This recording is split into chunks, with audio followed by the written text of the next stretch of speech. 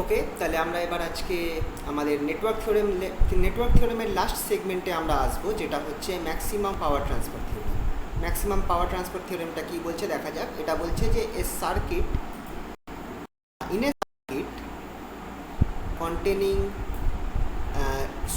containing a source having internal resistance and a load resistance, মানে একটা circuit যার মধ্যে একটা সোর্স আছে, যে সোর্সের ইন্টারনাল রেজিস্ট্যান্স রয়েছে আর একটা এক্সটার্নাল লোড রেজিস্ট্যান্স রয়েছে।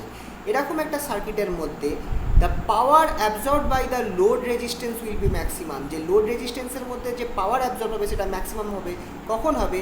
when the load resistance is equal to the internal resistance of the source, যখন লোড রেজিস্ট্যান্সটা আমার সোর্সের ইন্টারনাল রেজিস্ট্যান্সের সমান হবে।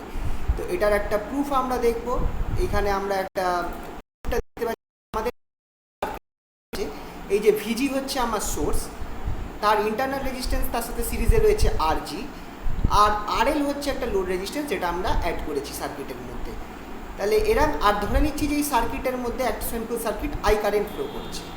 তো এরকম একটা সার্কিটের মধ্যে আমার আরএলের মধ্যে দিয়ে যে পাওয়ারটা, যে পাওয়ার ডেসিপেট হবে বা যে পাওয়ার অ্যাবজর্ব হবে এই আরএলের মধ্যে, সেটা কত হবে? আমরা জানি পাওয়ারের ফর্মুলা অনেক আমরা ছোটোবেলায় পড়েছি, power equals to V into I, or equals to আরও হয় হচ্ছে ভি স্কোয়ার বাই আর, আর একটা হয় or equals to I V square by R হয়, আর একটা হয় আই স্কোয়ার আর। তো এইগুলো হচ্ছে আমার পাওয়ারের formula, voltage into current, voltage square by R, আর কারেন্ট স্কোয়ার ইন্টু আর। ঠিক আছে? তো এই ক্ষেত্রে আরটা অবভিয়াসলি লোড রেজিস্ট্যান্স। তো আমাদের এখানটায় যদি আমাদের এই আই কারেন্ট বার করতে হয়, কারেন্ট কত হবে? অবভিয়াসলি টোটাল ভোল্টেজ ভিজি বাই টোটাল রেজিস্ট্যান্স, মানে আরজি প্লাস আরএল। তো এই যে টোটাল কারেন্ট যেটা, সেটা হচ্ছে আই ইকুয়ালস টু ভিজি বাই আরএল প্লাস আরজি। তাহলে পাওয়ার ডেসিপেটেড কত হবে থ্রু আরএল? সেটা হচ্ছে আমার অবভিয়াসলি এই ফর্মুলাটা ইউজ করছি, আই স্কোয়ার আর। তো এখান থেকে হয়ে যাবে আই স্কোয়ার আরএল, আই স্কোয়ারের ভ্যালুটা এটা বসিয়ে দেবো, VG by RL plus RG whole square RL. এবার এখানটা আমাদের বলছে যে কারেন্ট কখন পাওয়ারটা ম্যাক্সিমাম হবে? যখন লোড রেজিস্ট্যান্সের একটা ভ্যালু আরএল এর ভ্যালু আমার আরজির সমান হবে। মানে এখানে পাওয়ারের ভ্যারিয়েশনটা লোড রেজিস্ট্যান্স আরএল এর ওপর নির্ভর করছে। তো আমরা জানি ম্যাক্সিমামের যে কোনো ক্ষেত্রে ফর্মুলা হচ্ছে ফার্স্ট ডেরিভেটিভ 0 হবে। তো পাওয়ারের আমরা কার রেসপেক্টে ভ্যারিয়েশন করছি? লোড রেজিস্ট্যান্স, তাই ডিপি ডিআরএল এই জিনিসটা 0 হবে। তখনই আমি বলবো যে আমার power is maximum with respect to load resistance RL. তো চলো পাওয়ারের এই ফর্মুলাটা আমরা বসিয়ে দিচ্ছি, এই ফর্মুলাটা আমরা বসিয়ে দেবো। তাহলে DD of RL equals to এই যে এইটা VG by RL plus RG whole square into RL, এই জিনিসটা ইকুয়ালস টু 0। ভিজি স্কোয়ারটা যেহেতু আমার এখানে ডেরিভেটিভের বাইরে কনস্ট্যান্ট টার্ম বাইরে নিয়ে আসতে পারি, আর এই সাইডে 0 আছে তো এখানে পাঠিয়ে দিলাম। তাহলে শুধু এই পার্টের ওপরই আমার ডেরিভেটিভটা হবে। তো আমরা এখানে এক কাজ করতে পারি, derivative of DDX of U by V, আমরা যে ফর্মুলাটা আমরা ইউজ করতাম সেটা আমরা এখানে ইউজ করতে পারবো। এই ক্ষেত্রে আমরা আরএলটাকে আমরা ইউ ধরছি, আর নিচের যে টার্মটা আছে সেটাকে আমরা ভি ধরছি। তাহলে এটার আমরা ফর্মুলা জানি, এটা আমার কি হয়? আমার হয় V DU DX, sorry plus হয় না, এটা মাইনাস হয়, মাইনাস ইউ ডিভি ডিএক্স, আমি এখানে ডিএক্সটা লিখছি না, বাই নিচে আমার হবে হচ্ছে ভি স্কোয়ার।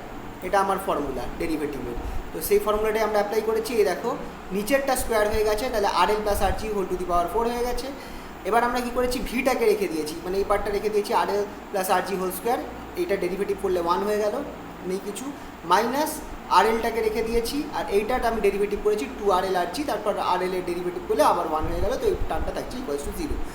এই পার্টটাকে আমি এই সাইডে পাঠিয়ে দিতে পারি, 0 হয়ে যাবে, তো অসুবিধা নেই। তাহলে আমার ওপরের পার্টে দেখো আরএল প্লাস আরজি দুটো থেকে কমন নিয়ে আমি এই সাইডে পাঠিয়ে দিতে পারি। তাহলে আমার পড়ে থাকবে কি?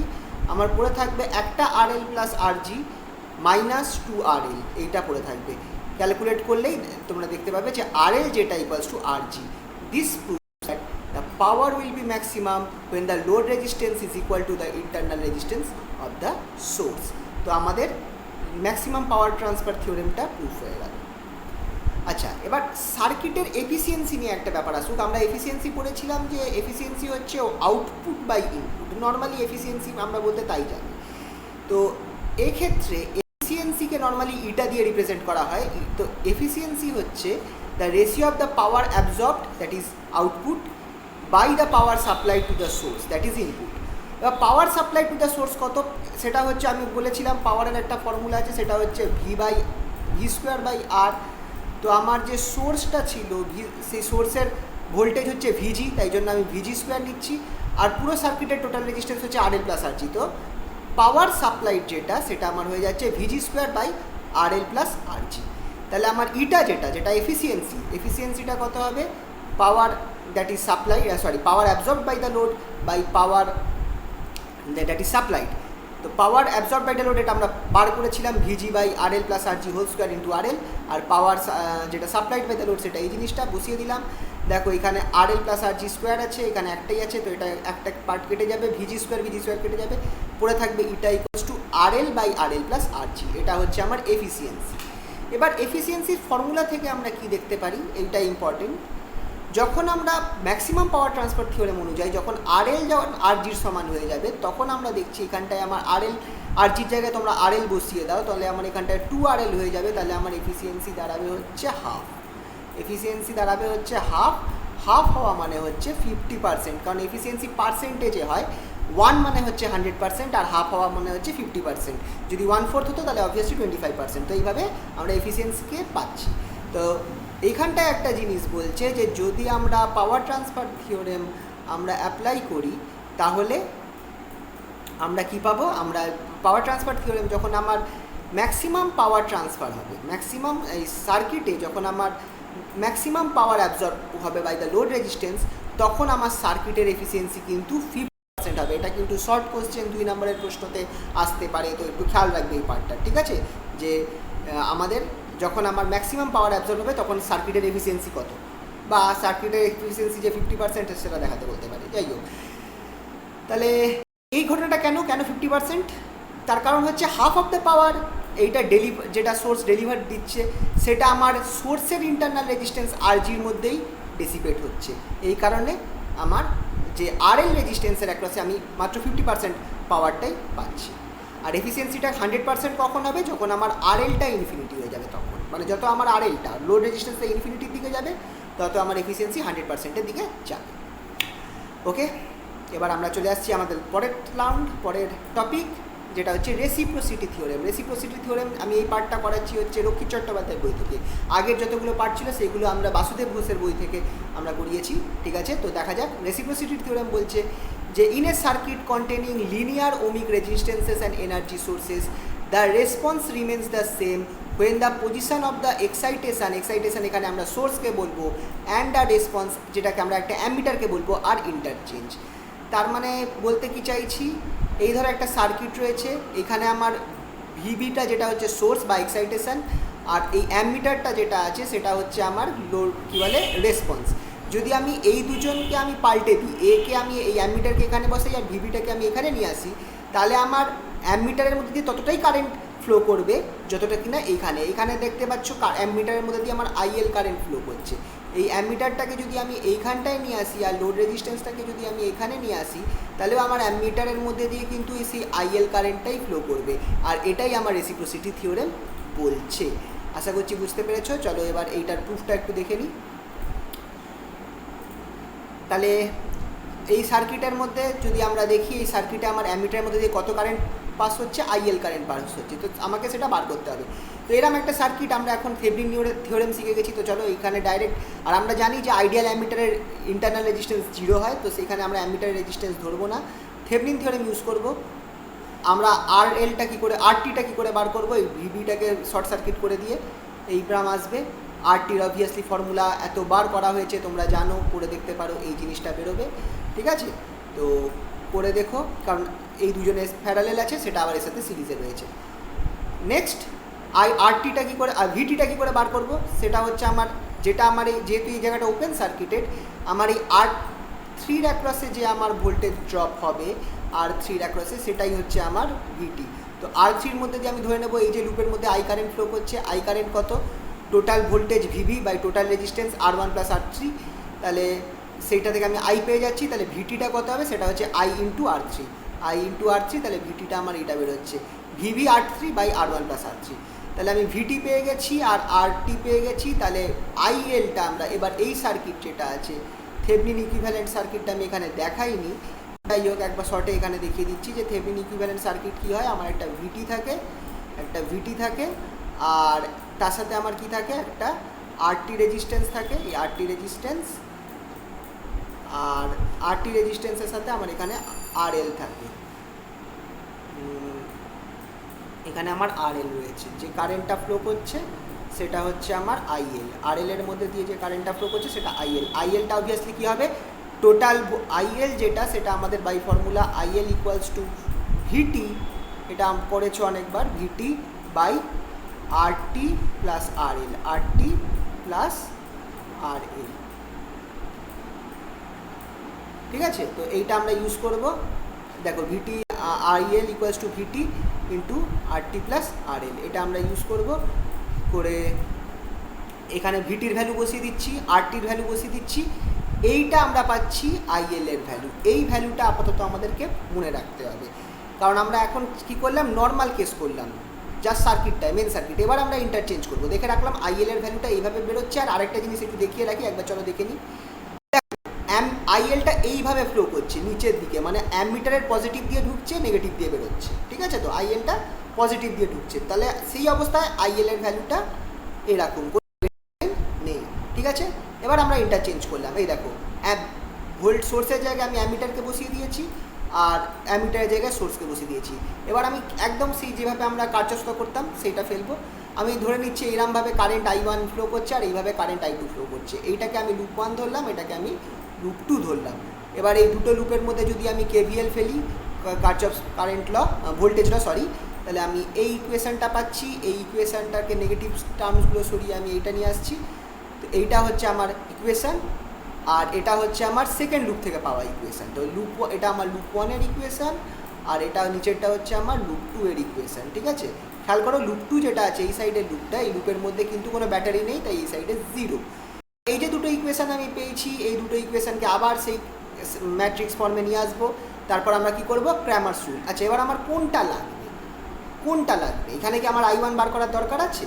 দেখো, আমাকে বার করতে হবে যে এই যে আমার এখানটায় যে এই অ্যামমিটার রয়েছে, অ্যামমিটারের মধ্যে দিয়ে কত কারেন্ট ফ্লো করছে, এই অ্যামমিটারের মধ্যে দিয়ে কত কারেন্ট ফ্লো করছে সেটা আইএল এর সমান কিনা, আগের ক্ষেত্রে যে আইএলটা ছিল তার সমান কিনা, সেটা যদি বার করতে হয় তাহলে আমার এখানটায়, এবার দেখো অ্যামমিটারের সার্কিটে আমার I2 কারেন্ট রয়েছে, তাহলে আমাকে I2টা বার করতে হবে। তো I2টা আমরা বার করব। তো এই যে I2 জাস্ট যেভাবে ক্র্যামারস রুলে আমরা ইউজ করেছি, ক্যালকুলেট করলাম।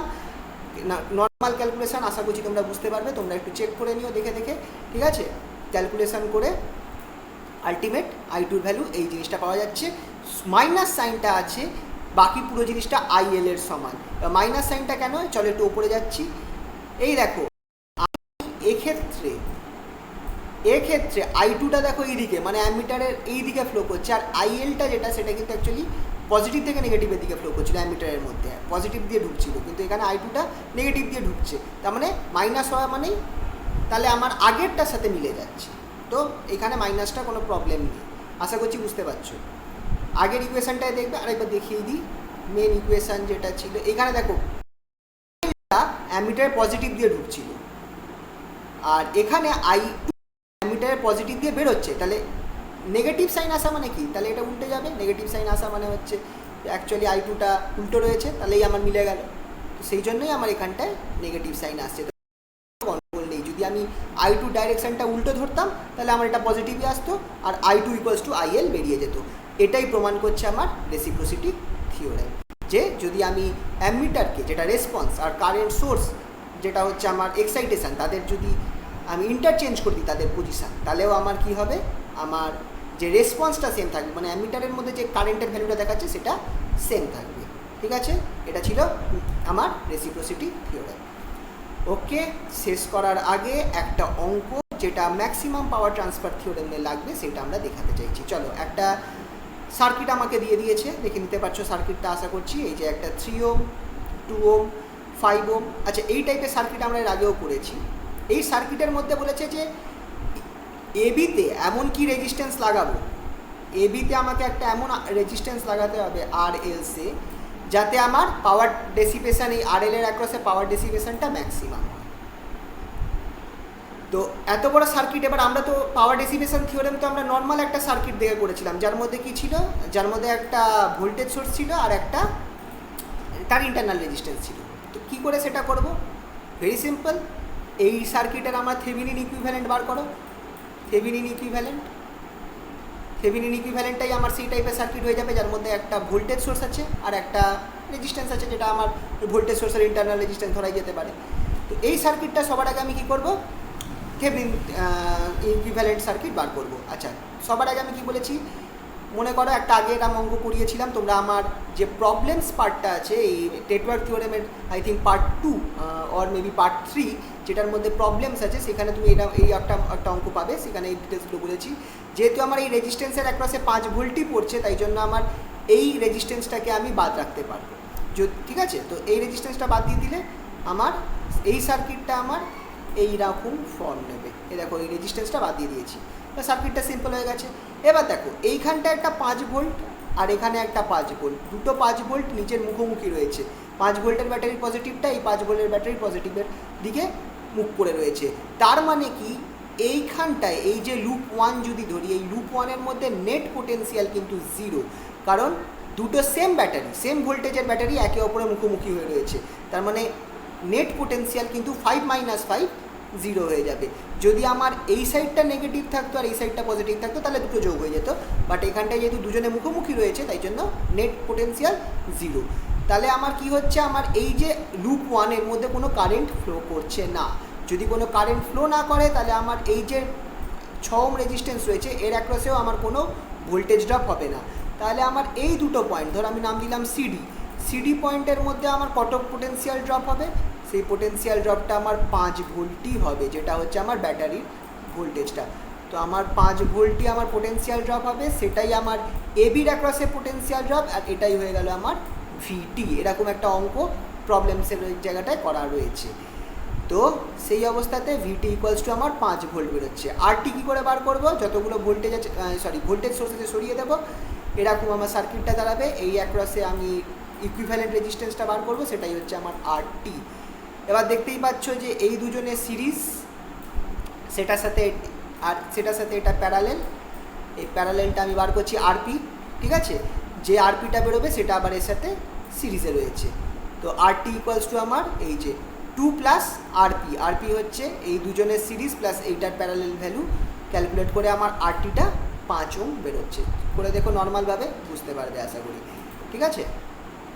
তাহলে থেভেনিন ইকুইভ্যালেন্ট সার্কিটে হচ্ছে কি, আমার ভিটি থাকছে 5 ভোল্ট, আরটি যেটা হচ্ছে তার সাথে থাকছে 5 ভোল্ট 5 ওহম আর আরএলটা আমি কানেক্ট করেছি এবির মধ্যে, যে জায়গাটা ফাঁকা ছিল ওখানে আমি এই আরএলটাকে কানেক্ট করে দিয়েছি। এবার আমি ধরে নিচ্ছি যে আমার আইএল কারেন্ট ফ্লো করছে। এবার আমার পাওয়ারটা ম্যাক্সিমাম কখন হবে, একদম পাওয়ার ট্রান্সফার থিওরেম দিয়ে আমি জানি, যখন আরএল ইকুয়ালস টু আরটি হবে। তার মানে আমার আরএলকে কত নিতে হবে, চোখ বন্ধ করে আমি বলতে পারবো যে আরএলকেও আমাকে 5 ওহম নিতে হবে, তবেই আমার পাওয়ার ট্রান্সফারটা ম্যাক্সিমাম হবে। ব্যাস, লিখে দাও, আমার হয়ে গেল। আর পাওয়ারটা কত,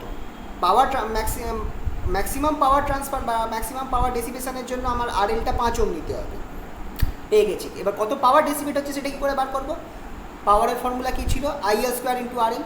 আইএলটা কি, আইএল হচ্ছে এই ভিটি, মানে total voltage into total resistance, যদি মনে থাকে তো একবার বলে দিচ্ছি। তো total voltage into total resistance, তো টোটাল ভোল্টেজ এখানে কত আছে 5 ভোল্ট, টোটাল রেজিস্ট্যান্স হচ্ছে 5 ওহম, প্লাস এটাও আমার 5 ওহমই আছে, তাহলে 10 ওহম হয়ে গেল। এটাও আমার 5 ওহম রয়েছে, তাহলে 10 ওহম হয়ে গেল। তাহলে এখানে দেখো 5/5 + 5, তার মানে ক্যালকুলেট করে এটা 1/2 বেরোচ্ছে, 1/2 স্কোয়ার করলে 1/4, আর এখানে আরএল এর ভ্যালু 5, তাহলে 5/4 দ্যাট ইজ ইকুয়ালস টু 1.25। যেহেতু আমরা পাওয়ার বার করছি, এর ইউনিট হবে ওয়াট, ঠিক আছে। তাহলে এটা হওয়ার পর আজকে আমাদের যে নেটওয়ার্ক থিওরেম পার্ট সেটা শেষ হয়ে গেল। ওকে, এরপর আমি আরও অন্যান্য ভিডিও করে পাঠাবো, আশা করছি তোমরা বুঝতে পারছো। কোনো অসুবিধা হলে জানিও। ওকে, বাই।